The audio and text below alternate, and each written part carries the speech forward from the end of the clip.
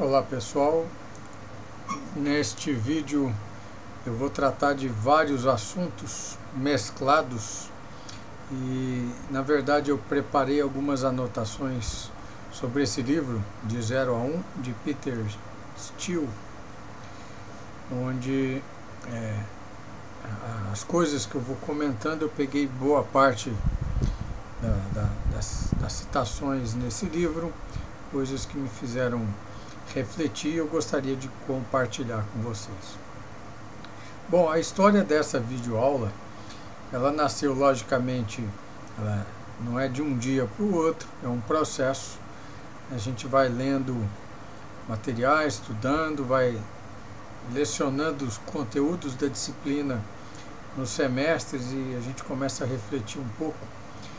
E, na verdade, a ideia desse vídeo é fazer uma reflexão em voz alta e compartilhar com vocês para que vocês também possam perceber um pouco desses questionamentos e dessas coisas que a gente gostaria de chamar a atenção na entrelinha, né? Basicamente é o seguinte: essa videoaula ela vem para tratar do assunto tipos de mercado. O assunto tipos de mercado, a gente já vem falando disso em sala de aula, onde a gente discute a questão dos mercados monopolista, do mercado de concorrência perfeita e das suas variantes intermediárias.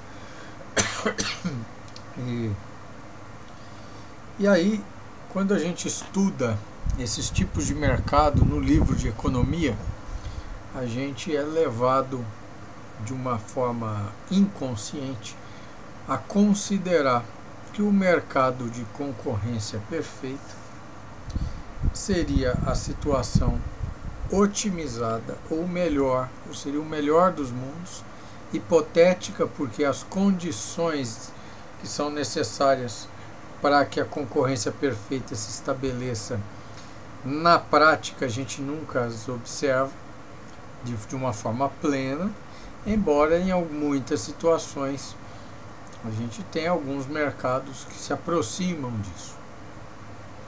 Por outro lado, a gente também tem alguns mercados que se aproximam de fato do que a gente poderia definir como monopólio, né? E o monopólio, do ponto de vista da economia, ele é apresentado de uma forma negativa, porque a empresa monopolista ela detém todo o poder, ela não tem produto substituto para concorrer com ela, então ela pode fazer e acontecer no mercado.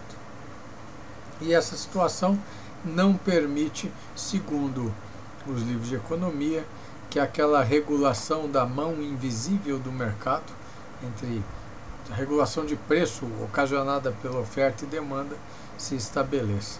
Ao passo que no mercado de concorrência perfeita, a lei da oferta e da demanda consegue então estabelecer de uma forma mais democrática, vamos dizer assim, um preço que atenda às duas expectativas e esse mercado tende a um equilíbrio. Bom, esse seria basicamente o que a gente recebe ou capta dos livros de economia, mas a pergunta é: será que é bem assim? Será que não existe um outro lado da moeda, né? E é sobre esse assunto que eu vou abordar nessa videoaula de hoje. E para a gente dar sequência, então, eu vou apresentar para vocês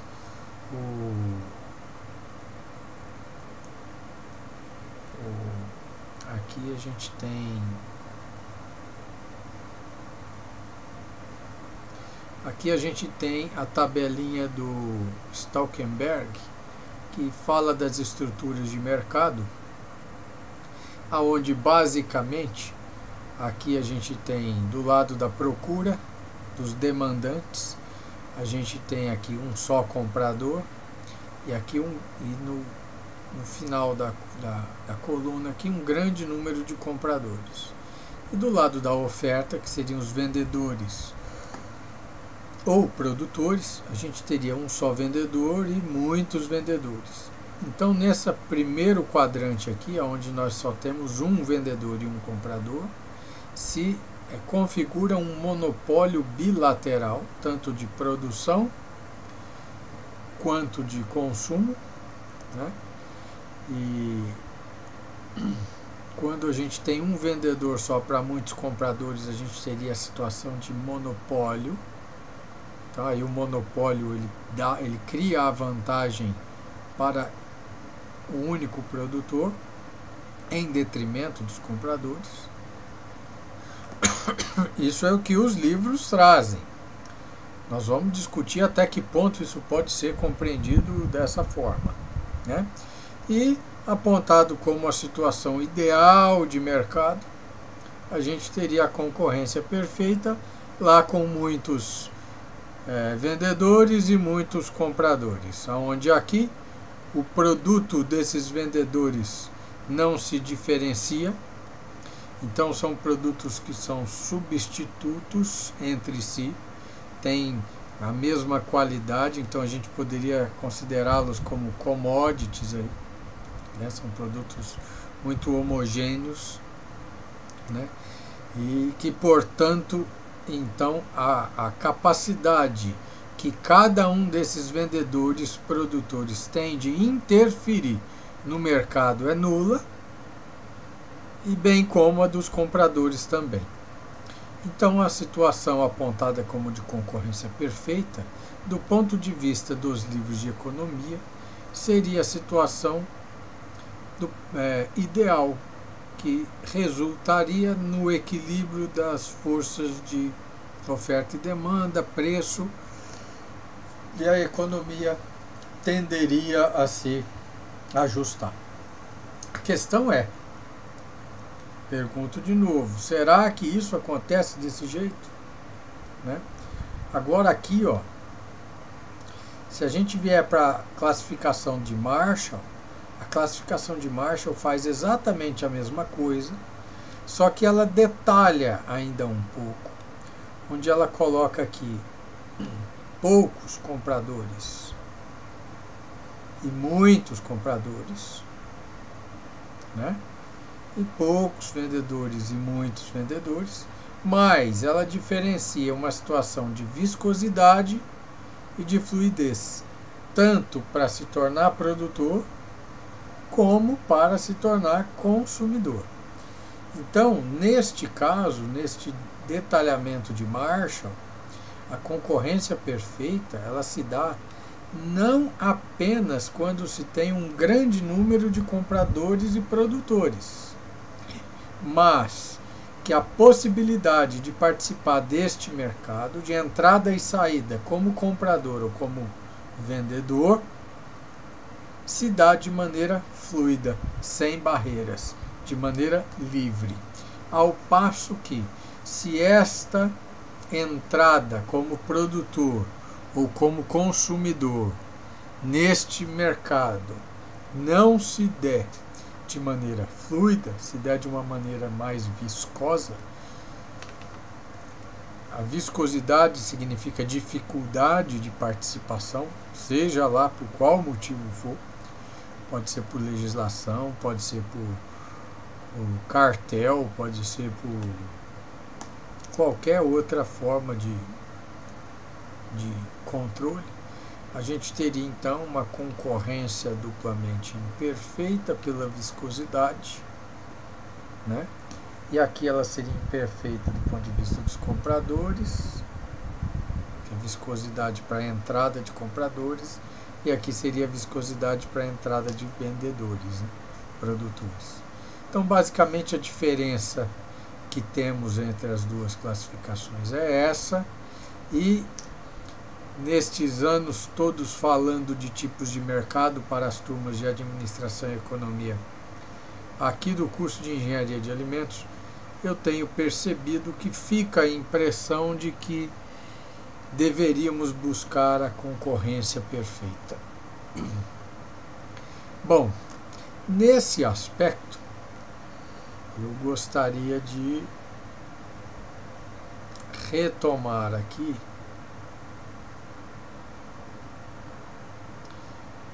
a sequência de slides, aonde o Peter Thiel, ele, nesse livro de 0 a 1, ele vem debater exatamente essas relações, falando do tipo de mercado e do quanto isso impacta, influencia na qualidade daquilo que as empresas conseguem retornar, né? Então aqui, deixa eu aparecer aqui. Então, primeiro, vencer é melhor do que perder, mas todos perdem quando a guerra não vale a pena ser travada. A questão aqui é a seguinte: o autor do livro, ele começa a fazer uma reflexão profunda sobre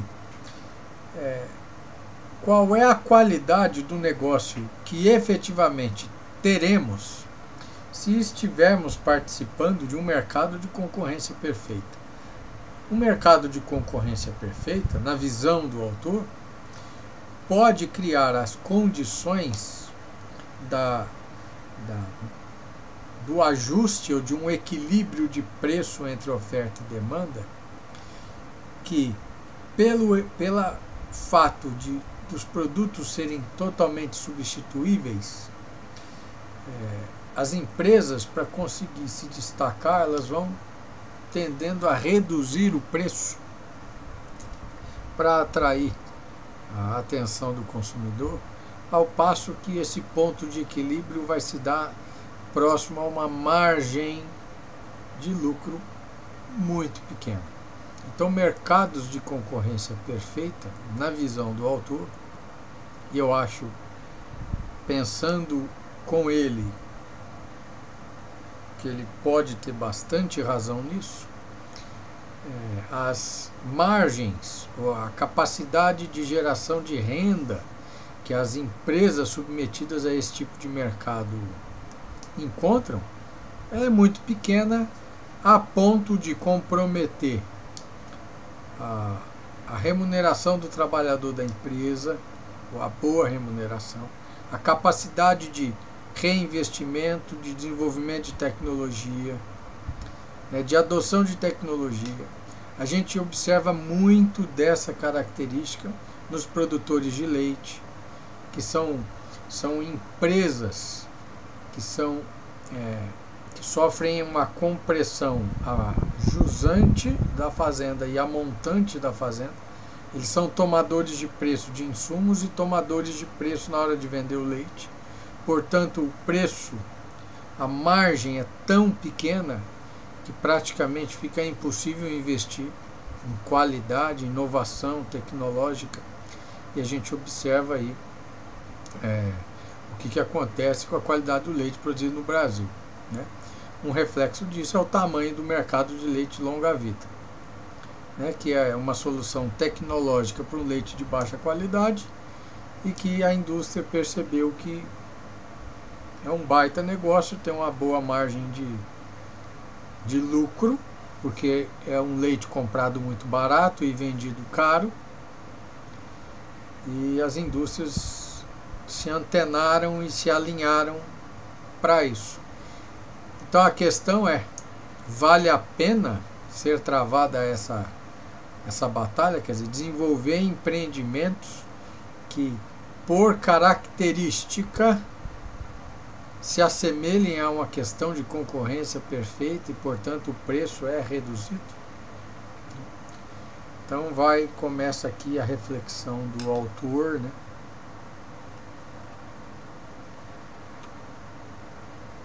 Bom, em termos simples, o valor de uma empresa hoje é a soma de todo o dinheiro que ela ganhará no futuro. Essa ponderação, na verdade, essas frases aqui foram anotações, eu fui sublinhando o livro, fui marcando e depois eu compilei esses trechos sublinhados para poder compartilhar uma impressão com vocês. E é nesse sentido que eu gostaria que essa videoaula fosse assistida de forma complementar às videoaulas que eu postei sobre o assunto tipos de mercado.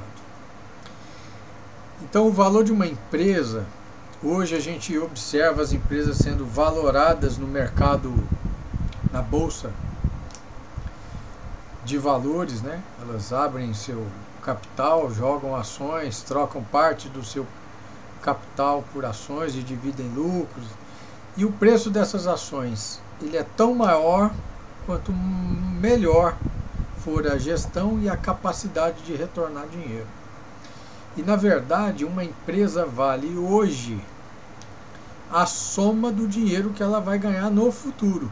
Então não adianta você ter uma empresa hoje que investiu muito dinheiro, mas que do ponto de vista estratégico, do ponto de vista de futuro, ela não gera expectativa de ganhos de mercado, de ganhos de escala, de dominar um determinado mercado. Isso restringe muito sua capacidade. Empresas na área de tecnologia, na área de TI, né? Empresas como Facebook, Google, a Apple, né? Elas são empresas que alavancaram seu capital. Tem um valor extraordinário exatamente porque elas tiveram a capacidade de mostrar que no futuro elas teriam uma dimensão, uma abrangência, um domínio muito maior que tiveram na sua origem, né? E aí cabe essa reflexão, porque mais à frente eu vou dar nome a esse tipo de conduta, né? Bom, cada monopólio é único, mas eles costumam compartilhar certa combinação das seguintes características.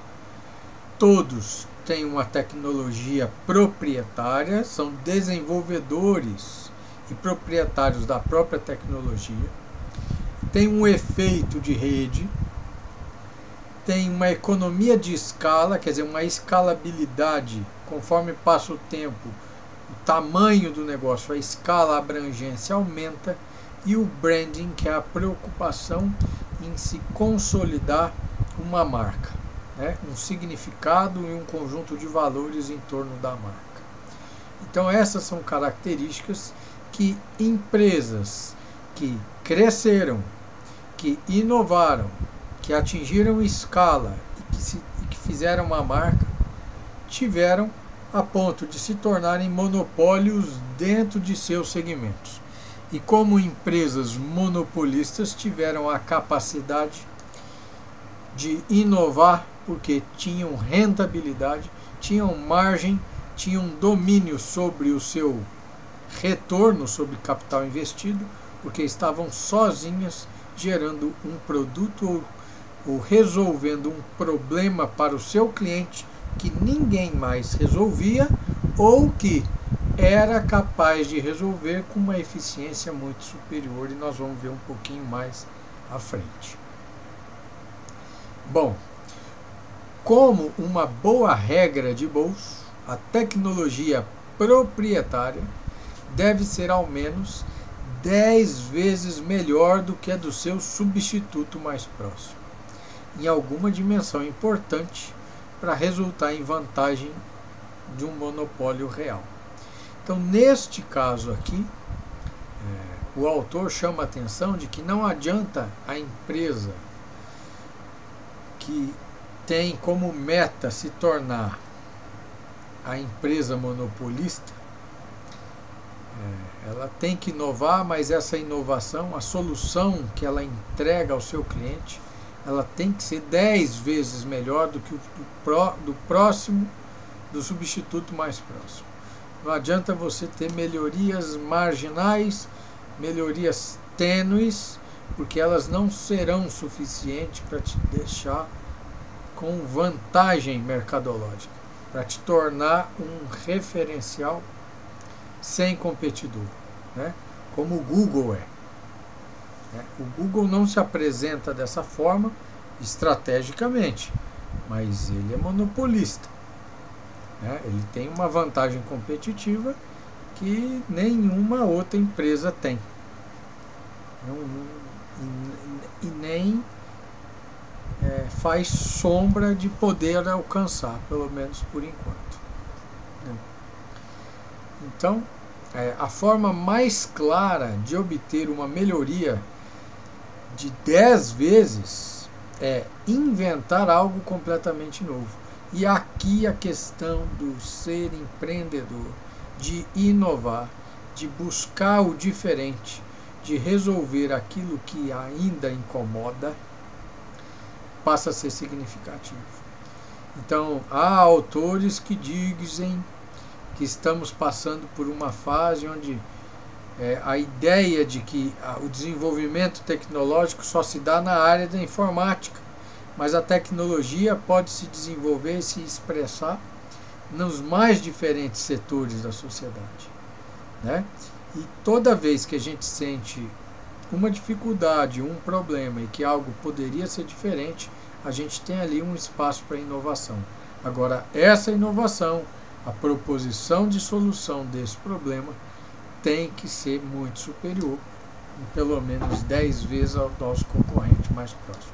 Senão, nós vamos ficar 5 anos na universidade, vamos estudar, vamos ter motivação, vamos atrás de capital, vamos montar um negócio para entrar dentro de um mercado de concorrência perfeita, para ter uma lucratividade pífia e uma capacidade de reinvestimento limitada, quer dizer, para não dizer nula, e chegar ao ponto de perder a vontade de remar, né? Então, muitos falam, mas a empresa monopolista, ela vai explorar a população. A empresa monopolista em setores energéticos estratégicos do país, cabe regulação, mesmo que a empresa monopolista seja o próprio Estado. Agora, a gente tem sentido os impactos inovadores, os benefícios tecnológicos chegarem até nós, graças às empresas que se tornaram monopolistas e tiveram condição de fazer isso. Um exemplo disso é que esta videoaula só está sendo possível de ser gravada do ponto de vista da tecnologia da informática, da tecnologia das comunicações, graças a empresas monopolistas como Google, né? Como Microsoft, né? Como muitas empresas nesse segmento. Embora aqui eu não esteja usando, pelo menos o sistema operacional que eu estou usando aqui é o Linux, né? Aí eu vou confessar a vocês, essa é a segunda vez que eu estou gravando essa aula, porque a primeira gravação que eu fiz no Windows, usando um software chamado OBS, não foi possível porque o áudio não dava para ouvir. Eu tentei várias vezes configurar o áudio lá, não foi possível. E aqui dentro dessa ferramenta eu tive mais sucesso. Então, embora eu tenha construído esses slides em PowerPoint lá no Windows, depois eu transformei isso em PDF, a gente está vendo aqui uma apresentação mas dele em PDF, as tecnologias, quer dizer, eu tive que usar um conjunto de tecnologias que envolveu Microsoft, Google, uma distribuição Linux chamada Mint, e outros programas como Simple Screen Recorder, que é um programa aqui que funciona dentro da plataforma Debian, né, do Mint, do Linux Mint. Então, quer dizer, são várias tecnologias, várias empresas de setores diferentes, não concorrentes entre si, complementares, né? Muitas líderes de mercado e monopolistas que viabilizaram com que estas ferramentas estivessem à disposição para que a gente pudesse gravar uma videoaula hoje. Não fosse esta situação de mercado, será que teríamos isso disponível? Como é que seria este mercado de informática, das comunicações, da internet, se tudo fosse uma concorrência perfeita? Fica aí uma pergunta para reflexão. Começar pela marca, em vez de pela substância, pelo coração, pela proposta de valor que o nosso negócio pretende resolver, a dor que a gente quer resolver, é perigoso. Então, fazer a marca, se preocupar com a marca é importante. Mas o âmago do negócio está no tipo de solução ou na proposta de valor, o problema que a gente vai, a forma como nós vamos resolver o problema do nosso cliente. E essa forma tem que ser inovadora. Ela precisa ser inovadora e ela precisa ser melhor do que as alternativas que esse cliente tem.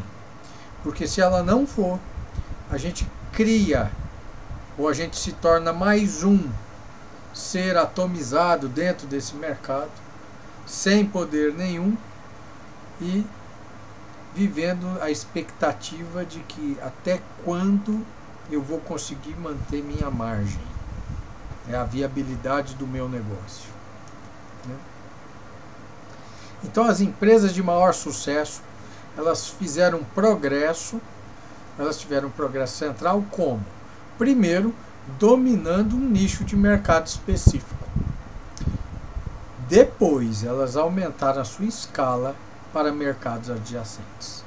Isso foi assim com o Facebook, isso foi assim com o Google, isso foi assim com a Amazon e muitas outras empresas.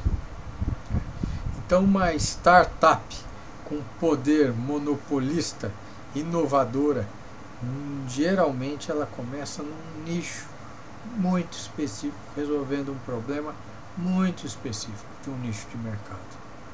Depois, ela passa a incorporar novas soluções, inovações, mas todas essas inovações testadas no mercado. Tem a videoaula aqui no AVA que trata disso, que mostra esse processo de inovação das startups, de desenvolvimento do produto mínimo, né, produto minimamente viável para ser testado, e aí depois vai ganhando escala. Né? Então, essas videoaulas dessa semana, sobre tipos de mercado, sobre essa estratégia de desenvolvimento de startups, e essa análise que eu estou fazendo com vocês são vídeos aula para que se complementam. Né?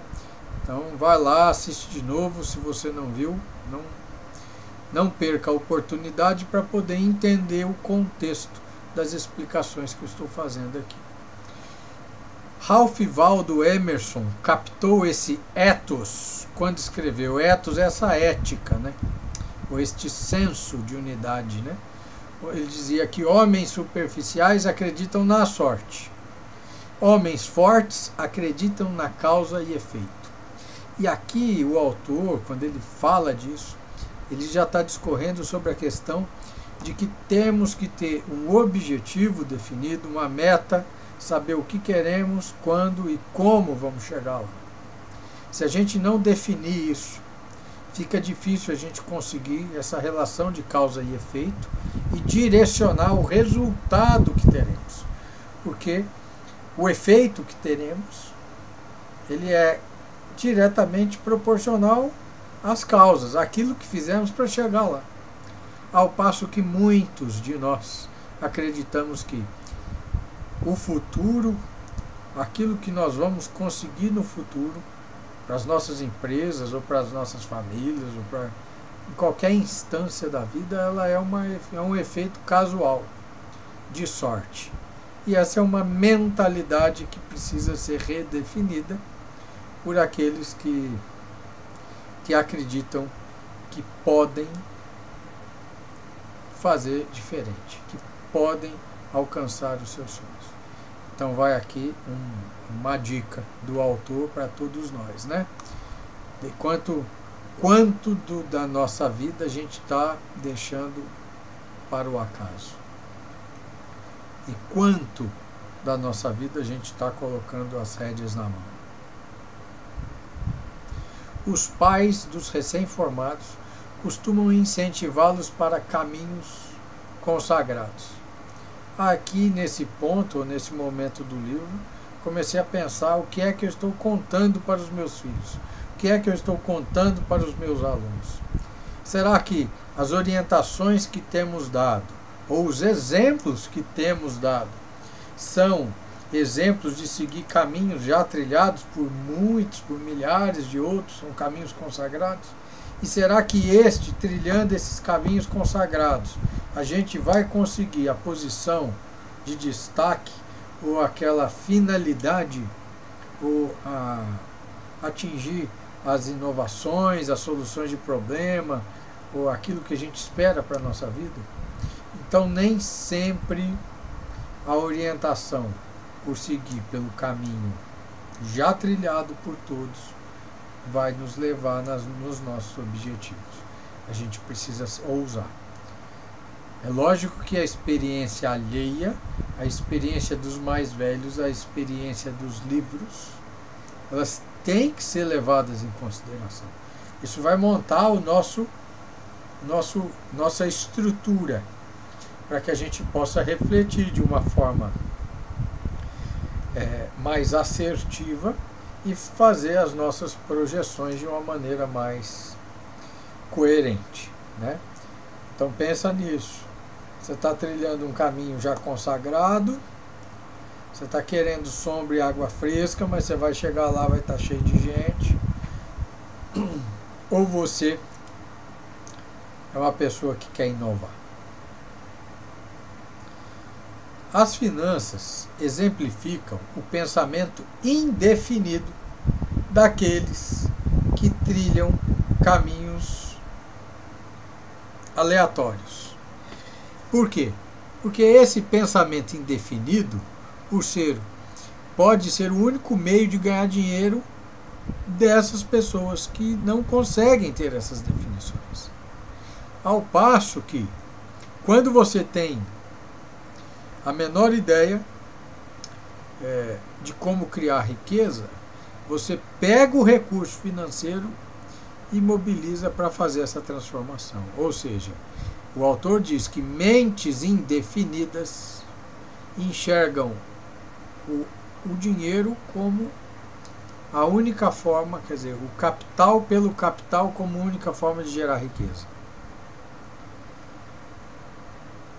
Ao passo que quando você tem um pensamento definido, tem meta, tem objetivo, você consegue fazer das finanças, né, uma ferramenta para imobilizar em recursos e transformar em riqueza. Aqui na frente tem uma frase que talvez fique melhor. Somente num futuro definido, o dinheiro é um meio para um fim, não um fim em si mesmo. Ou seja, se a gente consegue ter um mindset definido com metas, a gente enxerga no recurso financeiro a ferramenta para se atingir um fim. Ao passo que, quando esse futuro é indefinido, o dinheiro é o fim em si mesmo.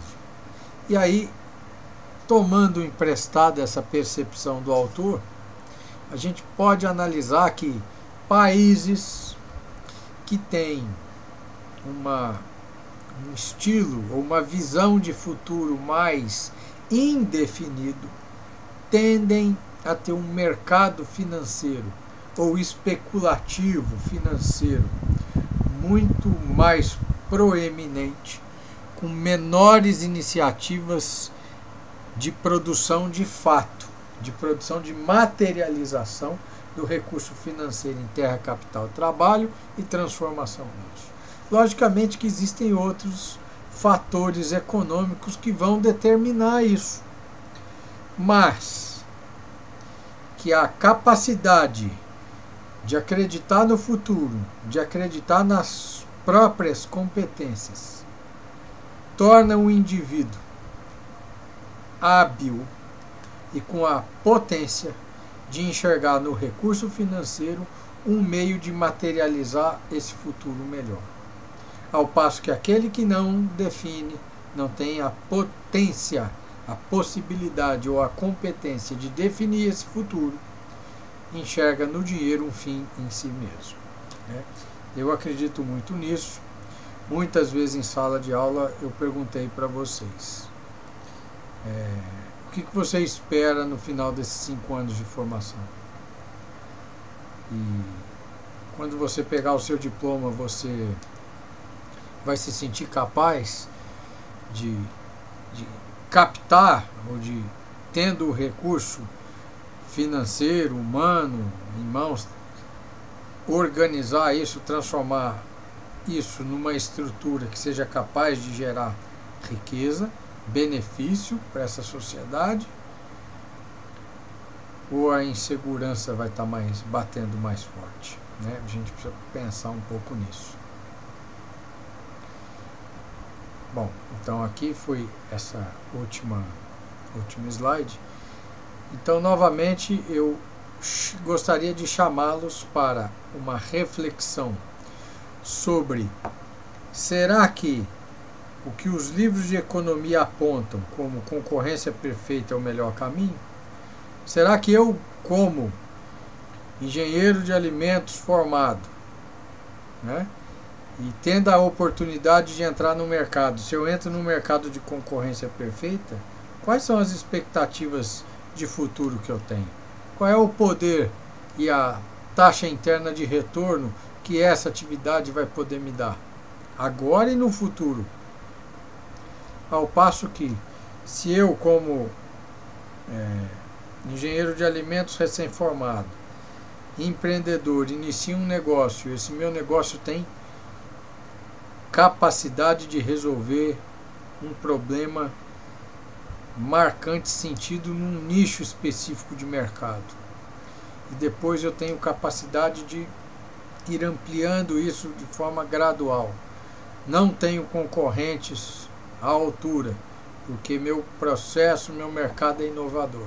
Será que essa situação me daria melhores condições de rentabilizar o meu investimento, de reinvestir no meu negócio e de gerar outros benefícios para uma sociedade?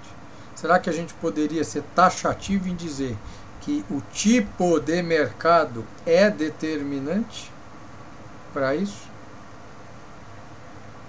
Quais são as modalidades de negócio, de insumos e coisas que você tem à sua disposição hoje, muitas vezes de graça, que colaboram e contribuem para a sua qualidade de vida? Elas foram produzidas por quais empresas, quais modalidades de empresa? Aquelas da concorrência perfeita ou aquelas monopolistas? Fica aí, então, a provocação para a reflexão de todos. Um grande abraço e até a próxima aula.